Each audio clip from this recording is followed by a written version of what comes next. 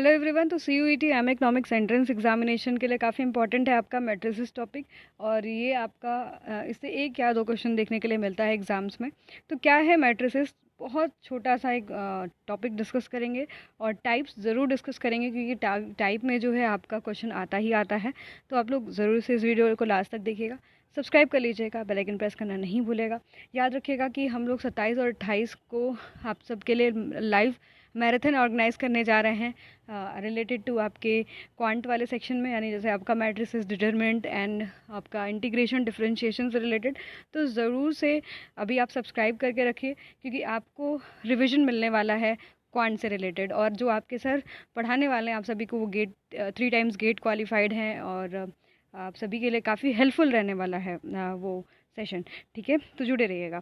तो चलिए स्टार्ट करते हैं। क्या है मैट्रिसेस? तो रेक्टेंगुलर अरेंजमेंट ऑफ एम और एन जो नंबर्स का देखते हैं, यानी एम का मतलब क्या होता है, रो, और एन का मतलब क्या है, आपका कॉलम, और इनक्लोज करते हैं within bracket, that is called as a matrix. यानी अगर हम इस तरीके से देखें तो यहाँ पर A11, A12, ठीक है, और A1N, ठीक है, इसी तरीके से आपका नीचे भी जाएगा। ओके, तो यहाँ पर जो m इंटू एन लिखा है, m का मतलब क्या होता है, आपका रो, और एन का मतलब आपका है कॉलम। याद रखिएगा, रो और कॉलम। ठीक है, तो हम इस मैट्रिक्स को लिख सकते हैं AIJ, ठीक है, और m इंटू एन, ठीक है, m इंटू एन। अब आई आपका क्या है, आई आपका आइथ रो एंड जे आपका कॉलम है। याद रखिएगा, ऑर्डर m इंटू एन का है और ith row and J column की बात करते हैं, तो इसी वजह से मैट्रिसेस को डिनोट करते हैं AIJ से। ठीक है, और यहाँ पर ये क्या रिप्रेजेंट कर रहा है, आपके रो को और कॉलम को। ठीक है, जैसे आपका, या अगर हम A11 की बात करें तो A11 में जो आपका फर्स्ट वन है, ठीक है, first row and first column, ठीक है, first row and first column, यहाँ पर वन मतलब आपका, एक तरीके से हम इसको लिख सकते हैं कि यहाँ पर AIJ से अगर हम कंपेयर करें तो यहाँ पर फर्स्ट रो मतलब आपका वन रिप्रेजेंट कर रहा है, और फर्स्ट कॉलम आई जो कि जे रिप्रेजेंट कर रहा है, और m इंटू एन क्या है आपका। याद रखिएगा कि ये आपका कितना रो और कितना कॉलम है, कितने रो और कॉलम से बना है, तो उसको हम लोग कहते हैं। ठीक है, तो ये रिप्रेजेंटेशन करने का तरीका है, अगर एग्जाम में पूछेगा तो इम्पोर्टेंट रहेगा। ओके, तो matrix is not just a collection of element, but every element has assigned a definite position, यानी हर का अपना एक पोजीशन होता है। जैसे A11 मतलब आपका फर्स्ट रो फर्स्ट कॉलम, इसी तरीके से A12 का फर्स्ट रो सेकंड कॉलम। तो ये चीज़ जो है आप पॉइंट को याद करके रखिएगा। क्लियर। हम लोग बात कर लेते हैं स्पेशल टाइप ऑफ मैट्रिसेस की, इंपॉर्टेंट है आपके लिए टाइप्स भी। तो स्क्वायर मैट्रिक्स की बात कर लेते हैं। तो क्या है डेफिनेशन? तो matrix which number of row and columns are equal, जहाँ पर कि number of row and number of column equal हो, दैट इज़ कॉल्ड एज आपका, याद रखिएगा, उसको हम लोग क्या कहते हैं, स्क्वायर मैट्रिक्स कहते हैं। अगर आपका जैसे मान लीजिए कि आपका m into N 3 into 3 order का हो गया, तो यहाँ पर आप देख रहे हो ना 3 इंटू 3 ऑर्डर का है, दैट इज़ कॉल्ड एज आपका स्क्वायर मैट्रिक्स। ठीक है, और ऐसे ही आपका जैसे ऑर्डर 2 का हो जाए तो A11, A12, okay, A21, A22, तो ये जो आपका है ऑर्डर 2 इंटू 2 का हो गया है ना, तो ये भी एक तरीके से स्क्वायर मैट्रिक्स है। क्यों? क्योंकि यहाँ पर आपका नंबर ऑफ़ रो किसके बराबर है, नंबर ऑफ़ कॉलम के बराबर है। ठीक है, चलिए डायगोनल मैट्रिक्स देख लेते हैं। तो यहाँ पर जो आपका इसका डेफिनेशन याद रखिएगा, काफ़ी इंपॉर्टेंट है डेफिनेशन। तो स्क्वायर मैट्रिक्स ए, अगर हम एक स्क्वायर मैट्रिक्स ए ले लेते हैं और उसकी जो वैल्यू होगी आई और जे, ठीक है, और यहाँ पर n इंटू एन हमने लिखा है, यानी डायगोनल के एलिमेंट क्या होंगे आपके, जैसे आप यहाँ पर देख लो ना इस तरीके से। ओके, यहाँ पर आपके सिर्फ डायगोनल के एलिमेंट्स होंगे, चाहे जो भी वैल्यूज़ हो, ये डायगोनल के एलिमेंट्स आपको दिख रहे होंगे, है ना। तो ये आपका क्या हो गया, आपका जो है डायगोनल मैट्रिक्स हो गया। याद रखिएगा कि जो नॉन डायगोनल एलिमेंट्स है ना, जो आपके डायगोनल में नहीं है, वो क्या होंगे, आपके ज़ीरो होंगे। जैसे आपका यहाँ पर देखो, ये ज़ीरो है, ये ज़ीरो है, ये ज़ीरो है, तो नॉन डायगोनल जो आपका नंबर होगा वो ज़ीरो होगा। पर इसको रिप्रेजेंट करने का जो पूछता है पेपर में ना, वो ज़रूरी है कि आप इसको याद करके रखिएगा। देखिए मैट्रिक्स को डिनोट करता है और यहाँ पर n इंटू एन हो जाएगा। ठीक है, क्लियर। चलिए आप देख लीजिए, और याद रखिएगा कि यहाँ पर जो आई और जे की वैल्यू है वो बराबर नहीं होनी चाहिए। ठीक है, और बराबर भी नहीं होनी चाहिए, और आपका जो आई और आई का जो वैल्यू है नॉट इक्वल्स टू ज़ीरो होना चाहिए। जैसे यहाँ पर देख लिया ना आपने यार, और यहाँ पर जैसे आपने देख लिया कि 11 है, 22 है, 33 है, ठीक है।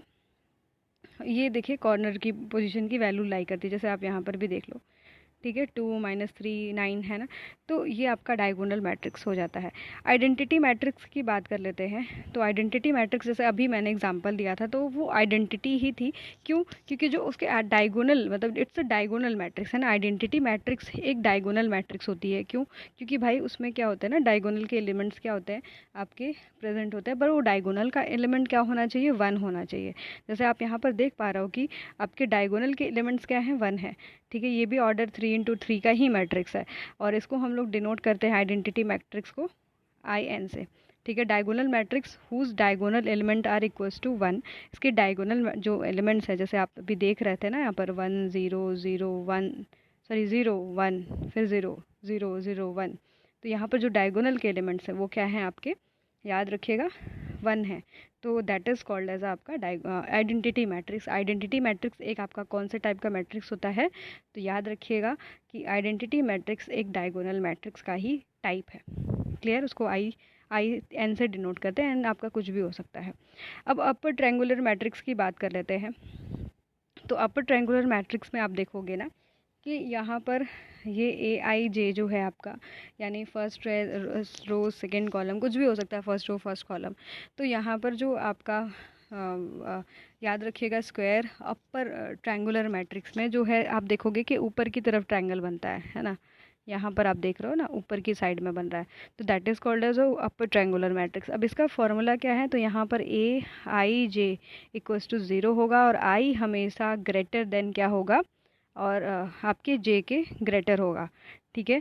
याद रखिएगा कि I जो होगा वो J से ऑलवेज, है ना, इफ़ मतलब आपका जब आपका यहाँ पर कंडीशन है, दिस इज़ कंडीशन है ना, याद रखिएगा AIJ 0 कब होगा, इफ़ जब आपका I is greater than J।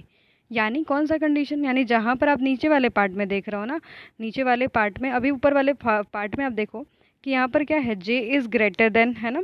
यहाँ पर J क्या हो रहा है आपका, ग्रेटर हो रहा है, या फिर इक्वल्स टू आपके आ रहा है किसके, I के बराबर। जैसे आप 11 देख लो, तो यहाँ पर क्या है, 11 पोजीशन में I और J की वैल्यू देख रहे हो ना, 11 ये I है एंड दिस इज़ J, तो ये दोनों बराबर है, ठीक है, ओके। तो यहाँ पर कंडीशन है। फिर दूसरी कंडीशन आप ये भी देख रहे हो कि I और J जब 12 हो रहा है, तो यहाँ पर I की वैल्यू क्या है, 1 है, और J की वैल्यू 2 है, ठीक है। तो जब यहाँ पर आप देख रहे हो तो J की वैल्यू क्या है, which is greater than I, तो इस केस में भी आपका 0 नहीं होगा। जब देखिए I और J की बराबर होगी, है ना, I और J दोनों बराबर होंगे, और या फिर आपका I और J बराबर होंगे, या फिर I आपका J जो है वो ग्रेटर होगा I से, तब आपका जो AIJ ये कभी भी 0 के बराबर नहीं होगा। पर इस कंडीशन में जब आप I को ग्रेटर देखते हो J से, जैसे आप इस पोजीशन को देख लो, इस पोजीशन पे हमारे मैट्रिक्स की वैल्यू अगर हम लिखेंगे तो 2 1 होगी, है ना, यानी I की वैल्यू क्या हो गई, 2 हो गई, और J की वैल्यू 1 हो गई। तो इसको हम लोग कहेंगे कि यहाँ पर कहीं ना कहीं हमारे I की वैल्यू ग्रेटर है J से, तो यानी हमारा इस पोजीशन पे जो वैल्यू होगा वो हमेशा क्या होगा, 0 होगा। क्लियर? तो इसको हम लोग अपर ट्रायंगुलर कहते हैं। याद रखिएगा, अब इसको आइडेंटिफाई करने का इजी तरीका यही है कि आप इस तरीके से फाइंड कर सकते हो, ये नीचे की वैल्यू सारी 0 है। लोअर ट्रायंगुलर में यही चीज़ उल्टा कर दो, जैसे अभी जो मैंने डिस्कस किया था। इसमें क्या होगी कि देखो लोअर साइड में ट्रायंगल बनेगा मैट्रिक्स के, ठीक है, ये लोअर ट्रायंगुलर है। अब इसमें जो जैसे आप IJ की वैल्यू 0 के बराबर कब होगी, यानी IJ की वैल्यू 0 के, जब आपका J ग्रेटर होगा I से। क्लियर? जब आपका J क्या होगा, ग्रेटर होगा I से, तब आपका जो है लोअर ट्रायंगुलर मैट्रिक्स बनने के लिए देखने के लिए मिलेगा। ओके। अब सिमेट्रिक मैट्रिक्स की बात कर लेते हैं। तो सिमेट्रिक मैट्रिक्स में आप देख सकते हो यहाँ पर कि एक स्क्वायर मैट्रिक्स है, जो I और J, फिर वो ऑर्डर जो उसका है M है ना, N लिखा है। एक सिमेट्रिक मैट्रिक्स कब होगा, जब उसकी IJ की वैल्यू बराबर होगी आपके AJI, ठीक है। आपके आई जे की वैल्यू किसके बराबर होगी, ए जे आई के। तो यहाँ पर आपका जो मैट्रिक्स बनेगा वो सिमेट्रिक मैट्रिक्स बनेगा।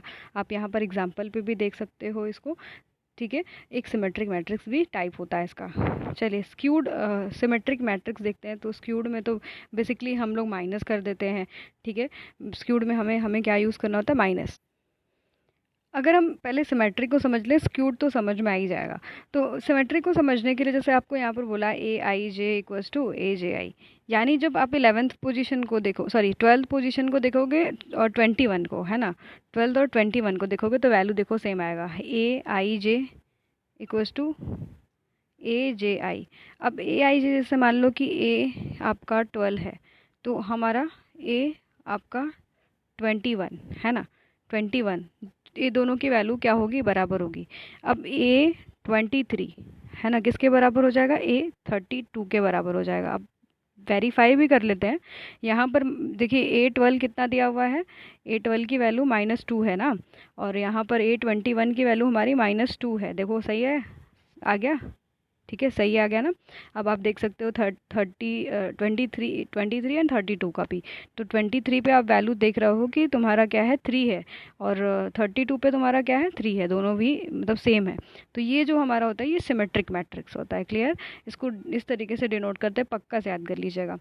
स्क्यूड देख लेते हैं। तो स्क्यूड में बस क्या होता है ना कि सब चीज़ें सेम है, बस जो जैसे अभी मैंने बताया था, बस इसमें क्या होगा कि नेगेटिव साइन लग जाएगा। जैसे आप देख रहे हो ना यहाँ पर कि जैसे अभी मैंने बताया कि ए 12, देखो यहाँ पर ए 12 -2 दिया हुआ है, ए 21 की वैल्यू जो होगी वो +2 हो जाएगी, ठीक है। तो यानी ए आई जे इक्वल्स टू माइनस ए जे आई, ठीक है। यहाँ पर इस तरीके से ये स्क्यूड में होता है। और अगर हम ए 30 आपका ए 23 देख लेते हैं इक्वल्स टू ए, यहाँ पर माइनस ए होना चाहिए आपका 32। क्लियर, तो ए 23 की वैल्यू हमारी यहाँ पर क्या है, 3 है, और यहाँ पर इसमें -3 जो है आपकी 32 की वैल्यू, देखो इक्वल हो गया। तो ये हम लोग स्क्यू सिमेट्रिक मैट्रिक्स कहते हैं। ज़ीरो में क्या होता है कि सारी वैल्यूज़ आपकी ज़ीरो हो जाती है, ठीक है। m×n ऑर्डर का मैट्रिक्स है और यहाँ पर सारी वैल्यूज़ क्या है, तो that is called as a zero matrix. अब रो वेक्टर मैट्रिक्स क्या होता है भाई, बस रो की वैल्यूज़ में गिवन होती है। क्लियर, यहाँ पर याद रखिएगा कि ये रो में गिवन है बस वैल्यूज़, जैसे A11 A12 A13, तो ये हमारा जो है रो वेक्टर मैट्रिक्स है। क्लियर, अगर जैसे हम ले लें एग्जांपल यहाँ पर 5 6 8, तो ये रो है। कॉलम में क्या होगा, कॉलम में भी इजी है, आपका बस कॉलम में वैल्यू गिवन होगा, है ना। जैसे अभी आप देख रहे हो ना कि यहाँ पर ए का वैल्यू है A11 A12 21 और A31, तो यहाँ पर गिवन है, जैसे मान लो कि इसका वैल्यू 1 6 5, तो दैट इज़ कॉलम मैट्रिक्स। तो पक्का से याद कर लीजिएगा, ये 10 टाइप्स मैंने बता दिया। आगे हम और कुछ चीज़ों को भी डिस्कस कर लेंगे, इक्वलिटी ऑफ टू मैट्रिसेस ये भी डिस्कस कर लेंगे। अगर आपको पसंद आया हो ये वीडियो, एक रिविजन सेशन है आप सभी के लिए, तो आप लोगों को वीडियो पसंद आया हो तो प्लीज़ लाइक शेयर सब्सक्राइब कर लीजिएगा, क्योंकि अभी आपको रिवीजन लगातार इस पर CUET MA इकोनॉमिक्स का मिलते रहेगा, ठीक है। और सब्सक्राइब ज़रूर करिएगा, सपोर्ट करिएगा, जिससे कि हम लगातार आपको वीडियो देने के लिए जो है मजबूर हो जाएं, ठीक है, कि आपने हमारा वीडियो देखा है। क्लियर, चलो ठीक है, bye bye, take care and see you in the next video guys, bye bye, take care.